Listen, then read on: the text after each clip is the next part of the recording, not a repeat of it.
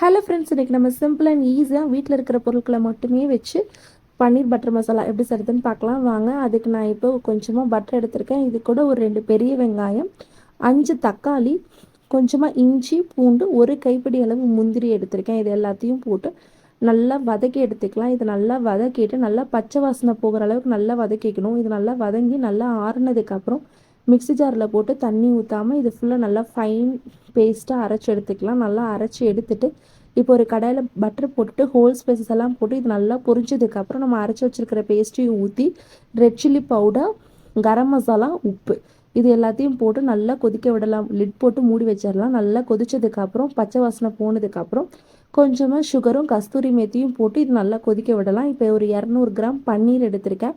இது நல்லா ஒரு ஸ்மால் சைஸஸ் க்யூப்ஸாக வந்து நல்லா கட் பண்ணி எடுத்துக்கலாம். இப்போ இது எல்லாத்தையும் நல்லா கட் பண்ணி எடுத்துட்டு டோஸ்ட் பண்ண போகிறோம். இப்போ பாருங்கள், மீடியம் சைஸாக தான் நான் இப்போ வந்து இதை வந்து கட் பண்ண போகிறேன். ரொம்ப பெரிய சைஸும் இல்லாமல் ரொம்ப சின்ன சைஸும் இல்லாமல் மீடியம் க்யூப்ஸாக வந்து கட் பண்ணிக்கோங்க.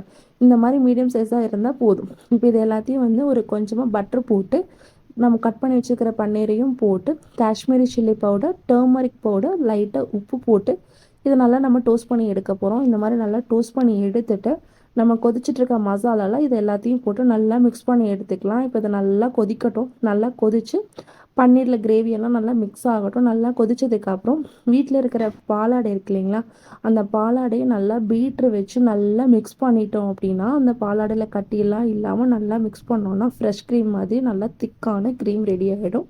இப்போ நான் அதை தான் ஆட் பண்ணியிருக்கேன். சப்போஸ் இல்லைன்னா உங்களுக்கு ஃப்ரெஷ் க்ரீம் கூட நீங்கள் ஆட் பண்ணிக்கலாம். இந்த மாதிரி இதை வந்து க்ரீம் போட்டு நல்லா மிக்ஸ் பண்ணி எடுத்தீங்க அப்படின்னா பன்னீர் பட்டர் மசாலா ரெடி. கண்டிப்பாக ட்ரை பண்ணி பாருங்கள் எப்படி இருக்குன்னு